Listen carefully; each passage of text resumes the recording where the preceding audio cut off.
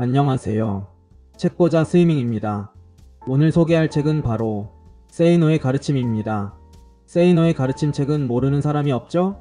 오래전부터 저희 집 책장에 꽂혀 있던 책인데 분량이 상당해서 읽을 엄두가 나지 않아 가만 놔두고 있다가 오랜만에 꺼내서 읽어보았습니다.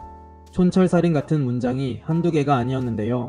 워낙 핵공감되는 글이 많았지만 그 중에서도 선별해서 소개해볼까 합니다. 그럼 시작할게요. 현재의 삶에 분노하고 태도를 바꿔라. 저자는 현재의 삶이 절망스럽고 괴롭고 암흑에 쌓여 있는 것 같다면 분노하라고 이야기합니다. 여기서 말하는 분노는 현실을 부정하고 성공할 수 있는 삶을 포기하라는 이야기가 아닙니다. 분노를 느끼고 닫힌 문을 세게 쾅쾅쾅 두드려 용수철처럼 그 자리를 박차고 나와 시간을 소중히 여기고 피 튀기듯 노력하는 것이에요. 이번 생은 글렀어. 아무리 노력해도 이 지긋지긋한 삶을 벗어날 수 없어. 이런 마음으로 쉽게 돈 벌 수 있는 유혹에 빠지거나 1등에 당첨되어 인생 역전하길 바라며 복권이나 산다면 그저 그런 하류의 삶을 벗어날 수 없습니다. 공부를 잘하지 못하면 기회조차 주어지지 않는다. 공부는 왜 해야 해요? 꼭 공부 열심히 해서 좋은 대학 가야 성공하는 건가요? 학생들로부터 이런 질문 정말 많이 받습니다. 그럴 때마다 저는 이렇게 대답하는데요. 공부를 해야 나중에 내가 하고 싶은 일을 선택할 수 있는 폭이 넓어진다. 저자도 비슷하게 이야기해요. 이 사회로부터 기회를 얻느냐 못 얻느냐 하는 갈림길의 방향이 일단은 학력과 학벌에 의해서 결정된다고 합니다. 책에 나온 예시를 들어보자면요. 초등학교만 나온 어떤 사람이 고생 끝에 거대한 전기회사를 설립하였고 사원 모집 광고를 냈습니다. 초등학교만 나온 다른 사람이 사장 역시 초등학교만 나왔다는 사실에 용기를 얻어 그 회사에 입사 지원 원서를 냈어요. 하지만 서류에서 불합격 처리되었죠.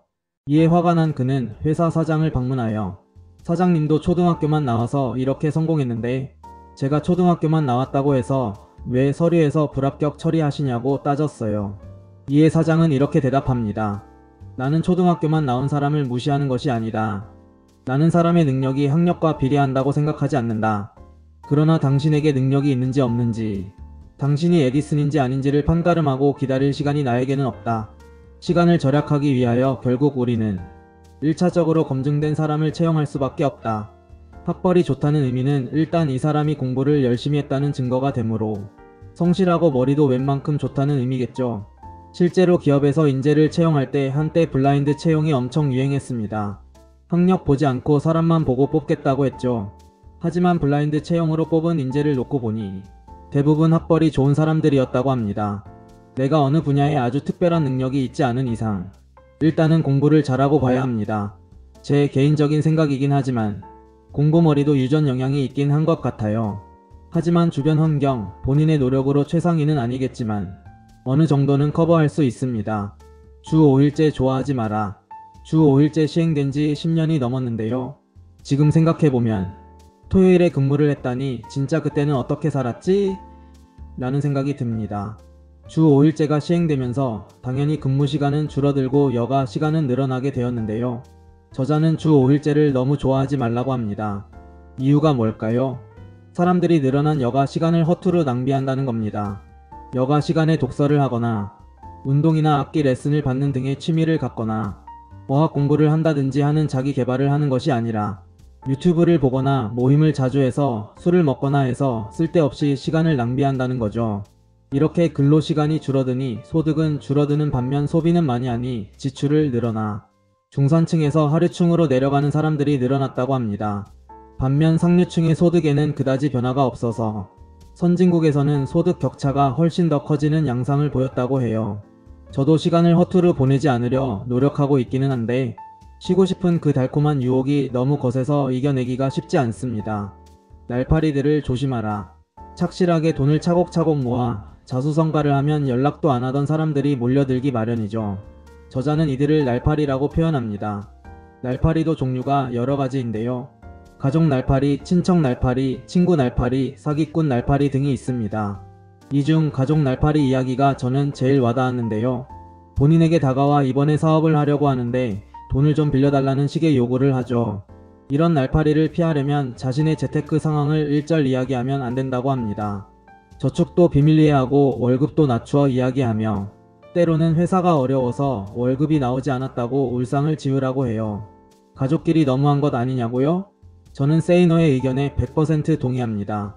한 가족이 부자가 되려면 우선은 작은 항아리에라도 물이 가득 차 있어야 해요. 당장은 다른 가족들이 힘들어하는 모습이 안쓰러워도 일단은 내가 갖고 있는 항아리를 가득 채운 다음 거기에서 흘러넘치는 만큼씩 가족들에게 조금씩 도움을 주는 것이 현명하다고 생각합니다.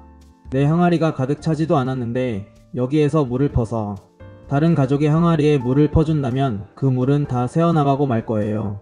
왜냐하면 그 항이라는 밑 빠진 독일 확률이 높거든요. 부자들을 욕하면서 부자가 되려 한다. 뉴스에 어떤 재벌 2세가 수백만원짜리 코트를 걸치고 나왔다더라. 유명 연예인이 수억원짜리 슈퍼카를 갖고 있다더라. 이런 기사가 나오면 사람들은 쯧쯧 돈 좀 많다고 저렇게 펑펑 쓰면 되나. 재벌들이 검소하게 모범을 보여야지 이렇게 비난합니다. 일단 저자는 이렇게 돈을 헤프게 쓰는 사람들은 진정한 부자들이 아니라 우연히 갑자기 부자가 된 졸부나 부자 행세를 하려는 사람이라고 이야기해요. 실제 부자들은 남들에게 과시하려고 비싼 명품 쇼핑을 즐기면서 살아가지 않는다는 것이죠. 또한 실제로 부자들이 저렇게 돈을 써도 그 사람의 자산 수준에 맞춰 무리하게 소비하지 않는 것이라고 한다면 전혀 비난받을 이유가 없다고 이야기합니다. 오히려 부자들이 그렇게 돈을 써줘야 경제가 잘 돌아간다는 것이죠. 이런 식으로 부자들에 대해 뭐라 하면서 본인들은 부자가 되고 싶어 합니다. 참 아이러니하죠. 이 책은 누군가가 만들어 놓은 세이노의 가르침이라는 카페에 저자가 기고한 글들을 종합한 것인데요. 저자는 책의 인쇄를 통해 돈을 벌 생각이 전혀 없어 출판사들의 제안을 다 거절했으며 그러던 중 제본비 정도만 받고 책을 출판하여 알리고 싶다는 데이원이라는 소규모 출판사의 제안을 받아들여 735쪽이나 되는 분량의 책을 7,200원에 판매하게 된 것입니다. 아직까지 읽어보지 않으셨다면 꼭 읽어보시길 바랍니다.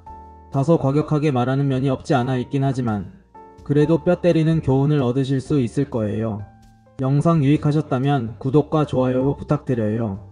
시청해주셔서 감사합니다.